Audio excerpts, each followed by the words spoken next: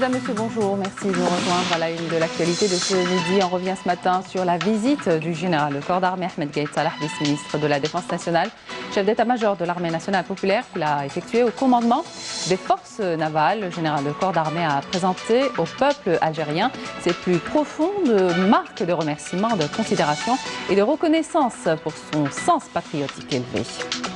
Réunion hier du gouvernement sous la présidence du Premier ministre Nordin Bedoui, réunion durant laquelle 3 projets de décrets exécutifs ont été examinés ainsi que la présentation et le débat d'un exposé sur l'évaluation de la rentrée scolaire 2019-2020. Et puis justement, on parlera de transport scolaire qui connaît un développement tout particulier chez nous. Le constat, on fait le constat dans la localité d'El Mahmel, dans la wilaya de Khenchla. Et puis les zones stépiques des hauts plateaux algériens souffrent des problèmes de sécheresse répétée. La couverture végétale est le premier à pâtir de ce phénomène climatique. Le cas de la région d'El Bayad reste édifiant. À ce sujet, un reportage à suivre dans cette édition. Bienvenue à tous. Nous entamons donc notre édition avec la visite du général de corps d'armée Ahmed Gaïd Salah, vice-ministre de la Défense nationale, chef d'état-major de l'armée nationale populaire, qu'il a effectué au commandement des forces navales lors de son allocution prononcée devant les cadres et les personnels. Le général de corps d'armée a présenté au peuple algérien ses plus profondes marques de remerciement, de considération et de reconnaissance pour son sens patriotique élevé qui s'est traduit par son influence en toute conviction et conscience au bureau d'inscription, mettant en garde en même temps la bande et quiconque possédant des liens organiques partisans ou d'intérêt avec elle qui ne respecte pas les lois de la République se verra infliger la sanction méritée et que la vague déferlante du peuple algérien engloutira tous ceux qui veulent s'accaparer la scène nationale et s'ériger en tuteur du peuple par le mensonge et la calomnie. Je vous invite à écouter le général de corps d'armée. Au moment où nous nous approchons de plus en plus des élections présidentielles, nous tenons à exprimer au peuple algérien fier et conscient les plus profondes marques de remerciement, de considération et de reconnaissance pour son sens patriotique élevé, qui s'est traduit par son influence en toute conviction et conscience au bureau d'inscription, ce qui a permis la réussite de l'opération d'assainissement et de révision des listes électorales à travers toutes les communes du pays, et ce en totale adéquation avec les revendications populaires. Aussi, nous mettons en garde encore une fois cette bande quiconque possède des liens organiques, partisans ou d'intérêt avec elle, ou encore toute autre forme de collaboration contre le peuple et la patrie, et nous rappelons que la justice a repris, grâce à Allah, la place qui lui sied après avoir récupéré toutes ses prérogatives et s'acquitter de ses missions avec sérieux et de manière normale, à l'instar de toutes les institutions de l'État. Quiconque ne respecte pas les lois de la République se verra infliger la sanction méritée. La loi sera appliquée avec toute la rigueur requise à l'encontre de toute personne qui tente d'entraver ce processus électoral décisif ou d'influencer désespérément la conscience du peuple algérien et son empressement à participer massivement et avec détermination aux prochaines présidentielles. Le peuple, conscient de tous les dangers qui guettent l'Algérie, estime à juste titre que le statut du pays passe par ses fidèles enfants et ne permettra pas à cette minorité dépourvue de patriotisme de faire usage de mensonges et de désinformation et de réformer la vérité en croyant que cela lui permettra encore une fois de tromper tout le monde. Mais ce qu'elle ne sait pas, c'est qu'elle ne trompe qu'elle-même. Le peuple algérien conscient est dévoué à infliger à cette bande la plus sévère des sanctions en l'écartant et en la rejetant. Ils ont dévié du droit chemin car cette fois, ils sont face à des hommes qui ont foi en les principes et les valeurs de novembre de la détermination, de la résolution et du triomphe. Ils ont essuyé un échec cuisant en tentant de manipuler le peuple algérien et de le dévier de sa ligne nationale sincère. Ils ignorent que celui qui s'en remet à Allah en toute sincérité et qui fait du peuple algérien son unique enjeu ne se verra jamais déçu dans sa démarche car c'est la volonté d'Allah pour sa création. Le Premier ministre Nordine Bedoui a présidé hier une réunion du gouvernement durant laquelle il a été procédé à l'examen de 3 projets de décrets exécutifs et à la présentation et au débat d'un exposé sur l'évaluation de la rentrée scolaire 2019-2020. Le compte rendu avec Mouna Nawel Hamoudi. Présidé par le Premier ministre Nordine Bedoui, le gouvernement a entamé sa réunion par l'examen et le débat d'un projet de décret exécutif fixant l'organisation, les missions et le fonctionnement du Conseil consultatif intersectoriel pour la prévention et la sécurité routière présenté par le ministre de l'Intérieur. Ce décret exécutif vient en couronnement du dispositif national de lutte contre les accidents de la route, d'autant que le gouvernement avait approuvé lors de sa dernière réunion un décret exécutif relatif à la délégation nationale de la sécurité routière. À ce propos, le Premier ministre a instruit le ministre de l'Intérieur d'œuvrer à l'implication des acteurs de la société civile, des chercheurs et des spécialistes, et de tirer profit des expériences des autres pays en matière de lutte contre ce phénomène. Le gouvernement a examiné par ailleurs un projet de décret exécutif fixant le nombre et les limites des délégations communales pour la commune de Betna. Ce décret prévoit la création de 11 délégations communales au niveau de Betna dans le but d'améliorer le service public dans cette commune. En outre, le gouvernement a examiné et débattu un projet de décret exécutif portant amendement des statuts de l'Agence nationale des loisirs et de la jeunesse, ANALJ. Ce projet vise à donner un nouvel élan à cette agence qui doit s'acquitter pleinement de son rôle d'instrument de mise en œuvre des politiques publiques de prise en charge des besoins des jeunes en matière de divertissement et de loisirs. Dans ce sillage, le Premier ministre a insisté sur la nécessité de relancer les maisons de jeunes et d'optimiser leur mise à la disposition des jeunes. Un exposé sur l'évaluation de la rentrée scolaire 2019-2020 a été par ailleurs présenté par le ministre de l'Éducation nationale. Cet exposé a porté sur le bilan des mesures prises par le gouvernement en vue de garantir la réussite de la rentrée scolaire 2019-2020. À cette occasion, le ministre de l'Éducation nationale a rappelé les mesures prises pour réunir les manuels scolaires, outre la prise en charge des élèves aux besoins spécifiques, et ce à travers la revalorisation de 3 000 dinars à 5 000 dinars de la prime scolaire au profit de plus de 3 millions d'élèves issus de familles démunies. Intervenant à l'issue de cet exposé, le Premier ministre a tenu à rendre hommage à l'ensemble des membres de la corporation éducative et aux cadres et fonctionnaires de tous les secteurs au niveau central et local qui ont contribué par leur mobilisation et travail préparatoire soutenu à la réunion de toutes les conditions de la réussite de la rentrée scolaire dans le contexte particulier que connaît le pays. L'autorité nationale indépendante des élections a fixé au 26 octobre le dernier délai pour le dépôt des dossiers de candidature à la présidentielle du 12 décembre prochain. L'ANI a rappelé à cette occasion les conditions de candidature stipulées par l'article 87 de la Constitution qui fait obligation du dépôt par le candidat lui-même d'une déclaration de candidature à la présidence de la République auprès de l'ANI contre accusé de réception. Cette déclaration doit contenir le nom et prénom, la signature, la profession et l'adresse du candidat et être jointe par des formulaires de souscription des signatures individuelles légalisées par un officier public. L'ANI invite les candidats à prendre un rendez-vous au préalable pour la prise en charge et la définition de l'opération de réception. Je vous invite à présent à découvrir les déclarations de citoyens sur leurs attentes du prochain scrutin. Écoutez. Il y a une élection présidentielle, elle a été annoncée au mois de décembre, auquel je suis persuadé. Zayn, Inch'Allah, elle est sur la bonne voie. وإن شاء الله بعد الانتخابات الأمور ستكون أحسن بكثير مما هي عليه الآن ومما كانت عليه في السابق، وهذا ربما يشجعنا أن نذهب للانتخابات ونغير ونأتي برئيس جديد وننزع نترك هذا الفراغ القاتل.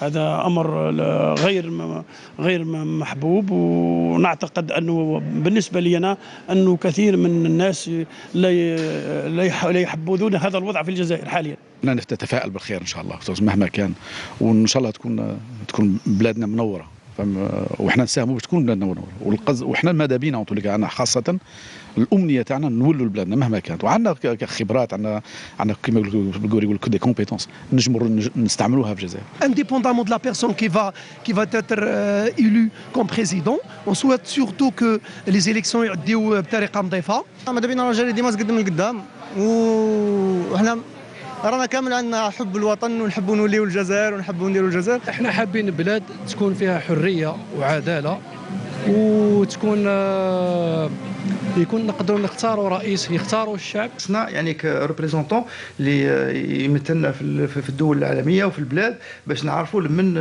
مع من نهضروا لما نشكيو كما نقولوا لازم علينا لازم حاكم، لازم حكم، لازم في البلاد تكون يعني كمان الشعب لازم حتى هو يوعي باش يخدم، باش تخدم البلاد، حب الوطن من الايمان، دونك تخدم بلادك. الجزائريين في الخارج عندهم البلاد في قلبهم، دونك ما عندهم كارت ناسيوناليتي وطهروا غير كارت الجزائر في قلبهم. ان شاء الله يا ربي الجزائر تجهو ان شاء الله، طال الحنين ان شاء الله، تحكم السلحه ان شاء الله يا ربي. وين غندي وعان مغن وعينا راونا غاس نهضر سنين نوعى في التلفزيون ان شاء الله.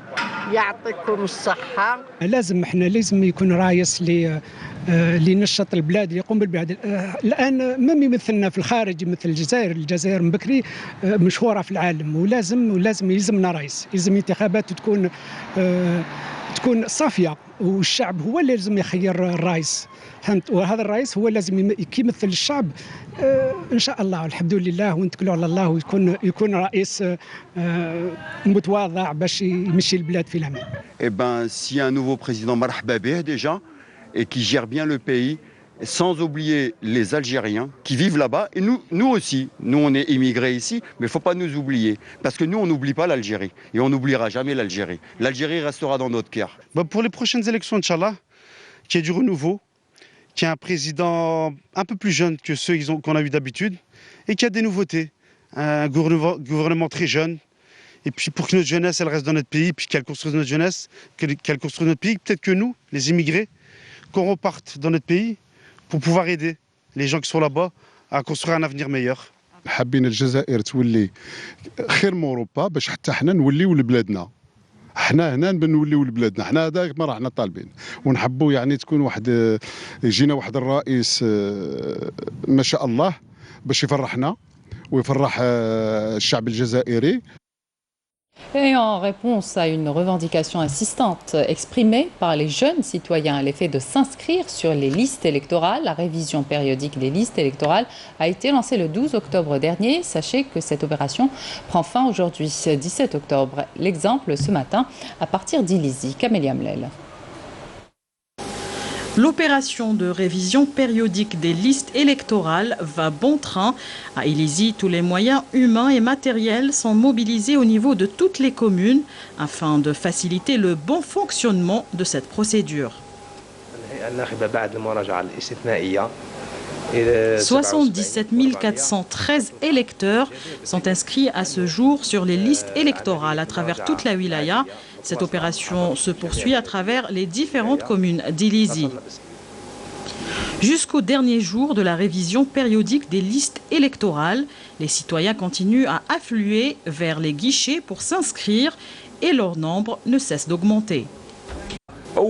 Je m'inscris pour la première fois car je voudrais accomplir mon devoir électoral et j'appelle à l'occasion nos jeunes à faire de même. Je suis venu récupérer ma carte d'électeur. J'estime que c'est un devoir et un droit. Nous sommes tous concernés. Je viens pour changer de résidence puisque j'étais inscrit dans la wilaya d'Adrar.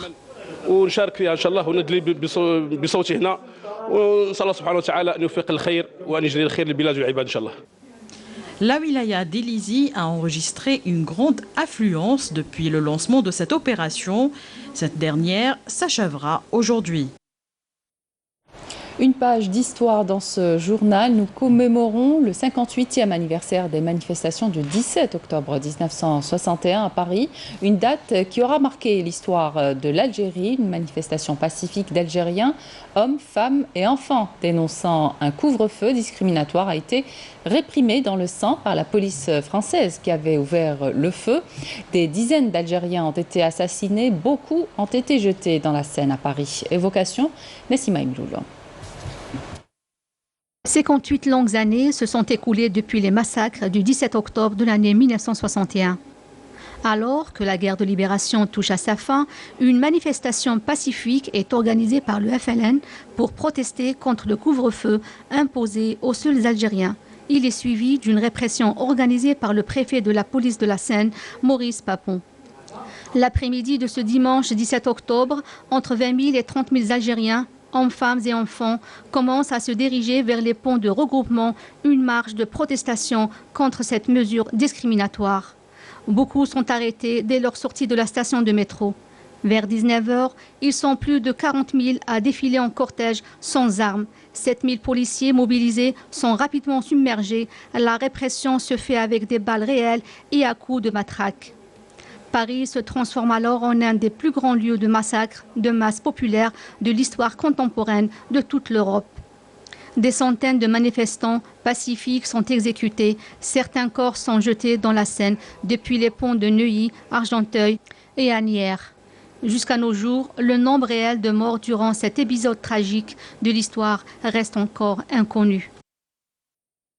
Il se trouve le centre de torture de Ain Sfa. On en parle justement, un lieu dont la seule évocation rappelle les atrocités vécues par les moudjahidines et les martyrs.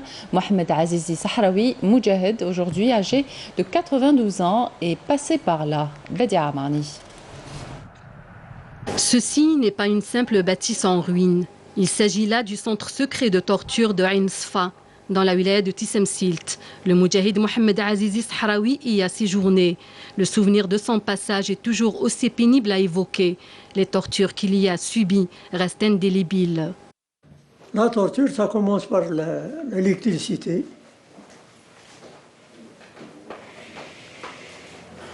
Ils embranchent des fils électriques et l'électricité du bâtiment. Après ça, on nous fait manger du sel. Alors il prend une poignée de sel, il ouvre la bouche, et il la met dans la bouche, il verse un peu d'eau dessus. La première bouchée, vous l'avalez, mais après ça y est. Le gosier se ferme, la langue ne peut pas fonctionner, on voit tout rouge, on ne peut même pas parler. Et sans compter les brûlures qu'on a dans l'estomac. Donc c'est une torture qui est très difficile. Né en 1927, Mohamed Azizi avait 30 ans quand il a été arrêté et transféré dans ce centre de torture. Son état de santé ne lui a pas permis d'être avec nous sur site. On devenait rien du tout entre les mains des tensionnaires. On se voyait pire qu'un chiffon. On n'avait plus de valeur, on ne savait pas qu'on était humain. Ce centre de Ain Sfa a vu passer des milliers d'autres moudjahidines, dont beaucoup ont péri sous la torture. Les détenus transférés dans ce centre de torture ne sont pas seulement de la région de l'Arsenis. Ils sont transférés également de partout, de l'Est, de l'Ouest et du Sud du pays. À l'indépendance, le nombre des détenus ayant trouvé la mort dans ce centre dépasse largement les 5000 martyrs.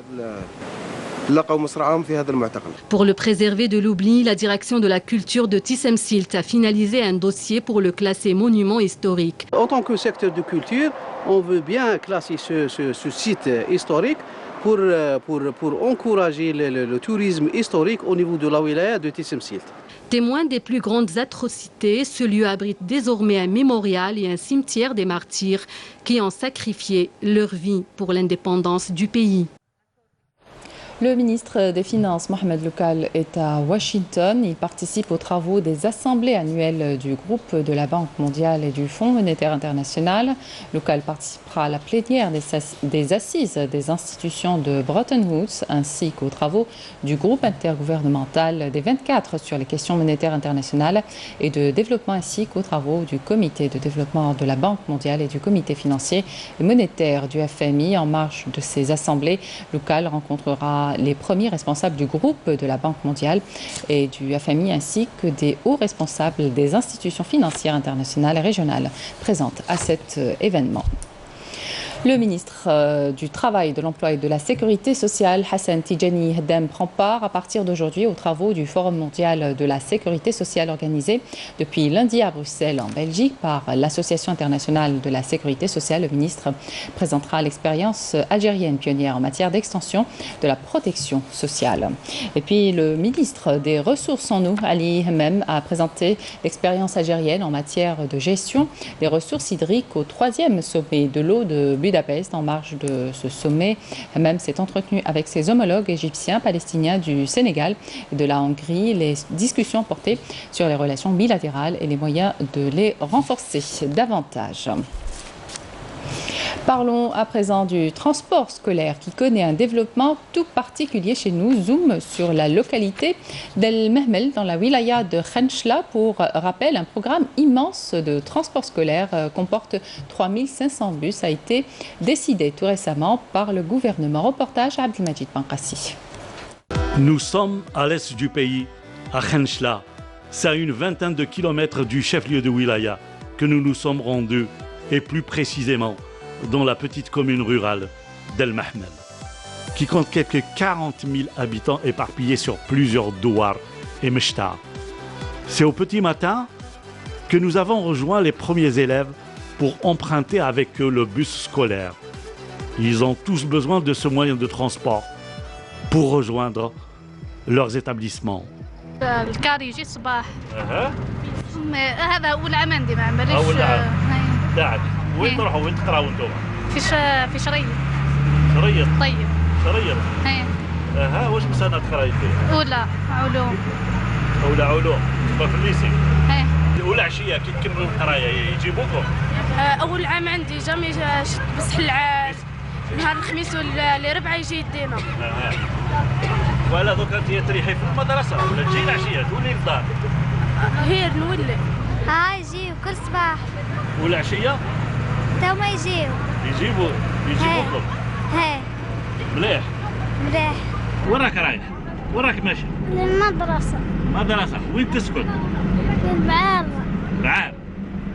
صح. كل صباح يجي الكار عندنا.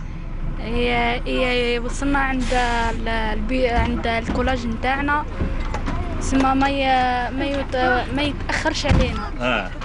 Nous étions à la veille de l'automne, qui coïncide souvent comme d'habitude avec la rentrée scolaire.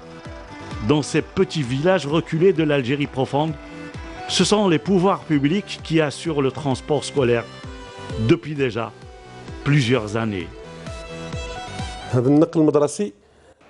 En principe, nous ne devons assurer le transport scolaire qu'aux élèves du primaire. Mais comme nous sommes dans une région rurale, nous transportons aussi les élèves des lycées et des collèges, surtout les élèves du douar Oulad Azdin auxquels nous assurons le ramassage. Ce douar possède une grande concentration d'élèves. Nous leur garantissons le transport le matin, en fin de journée et même en milieu de journée. C'est le cas aussi pour les élèves qui viennent du douar de Oulad Amara. Sur notre parcours, nous avons rencontré des parents venus accompagner leurs enfants ou leurs petits-enfants. Et voilà ce qu'ils nous ont dit à propos du transport scolaire. En toute sincérité, le transport est assuré. Je vous dis la stricte vérité. Les élèves sont transportés, même en hiver. L'importance du secteur de l'éducation n'est plus à démontrer aujourd'hui. Un secteur qui a besoin d'être renforcé dans tous les domaines, aussi bien dans les infrastructures que dans celui des cantines, mais aussi le transport scolaire. Dans cette perspective, des mesures ont été prises récemment par le gouvernement visant le renforcement du transport scolaire. Un programme d'acquisition de plus de 3500 bus a été décidé en faveur des régions du Sud et des hauts plateaux. Les zones steppiques des hauts plateaux algériens souffrent des problèmes de sécheresse répétés. La couverture végétale est la première à pâtir de ce phénomène climatique. Comment sauver les nappes d'Alpha des autres problèmes anthropiques, notamment le surpâturage? Le cas de la région d'El Bayad reste édifiant. À ce sujet, reportage Rahim Abdelaziz. Des chaînes montagneuses de Ksel et Mekna, on découvre les hauts plateaux de la région d'El Bayad et ses zones steppiques. Les sols sont essentiellement dominés par les nappes d'Alpha.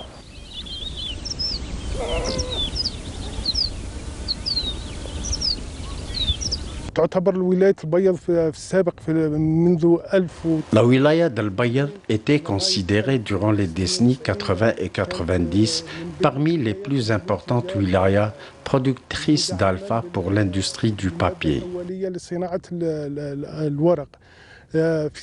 Ces toutes dernières décennies, les nappes d'alpha ont enregistré une dégradation. Leur terrain a rétréci. Cette situation a engendré la dépréciation de la valeur économique de l'alpha. Les périodes de sécheresse ont dégradé l'alpha.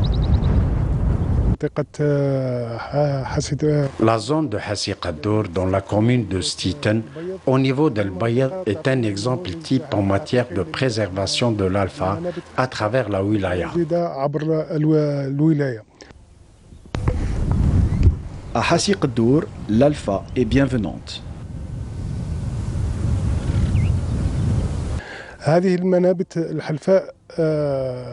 Les nappes d'alpha ont vu leur surface rétrécir. La cause principale demeure l'activité de l'homme. Il s'agit des défrichements sauvages et le pâturage incontrôlé.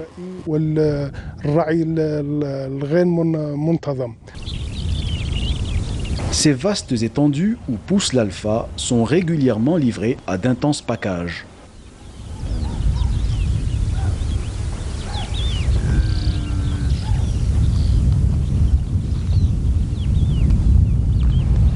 D'importants cheptels camelins, ovins et caprins paissent au cœur même des nappes d'alpha.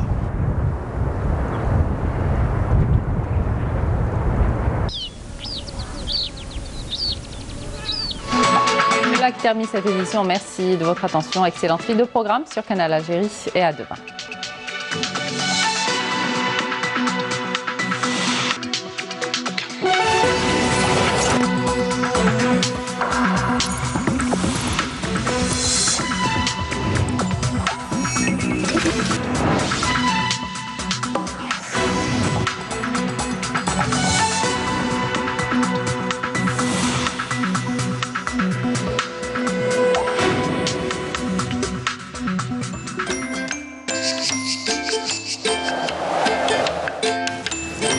La météo vous est présentée par Mobilis.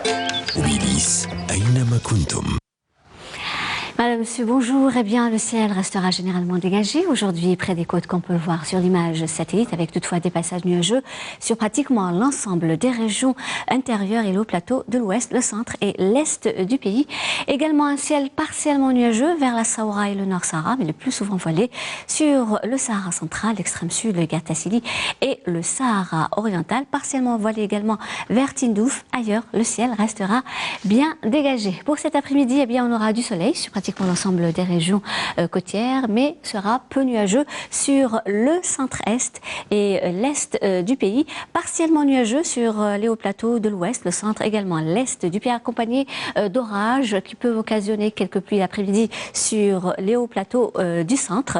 La moitié sud, partiellement nuageux vers la Sahara, également le nord Sahara, avec développement de foyers orageux qui peuvent engendrer quelques pluies cette fois-ci vers le nord Sahara, le plus souvent voilé sur le Sahara central, Guertasili, également le Sahara oriental. Mais des orages se développeront, mais en cours de nuit, vers ces régions, accompagnés de quelques pluies durant la nuit, partiellement voilées vers Tindouf, l'extrême sud, avec un ciel plutôt dégagé sur les oasis. Les températures l'après-midi, eh bien, Météo Algérie a prévu un maximum de 30 degrés du côté de Rolizane, 29 Tizi Ouzou, 28 degrés à Mascara, Tlemcen également Alger, 26 degrés à Oran également Annaba, 24 Sétif, Batna et Al Bayad, 23 degrés à Djelfa, au sud 27 degrés du côté de Gardaya, Biskra, 31 vers Bécha, 33 degrés Ilizi, également Tamanrasset, Janet et Tindouf, 32 degrés à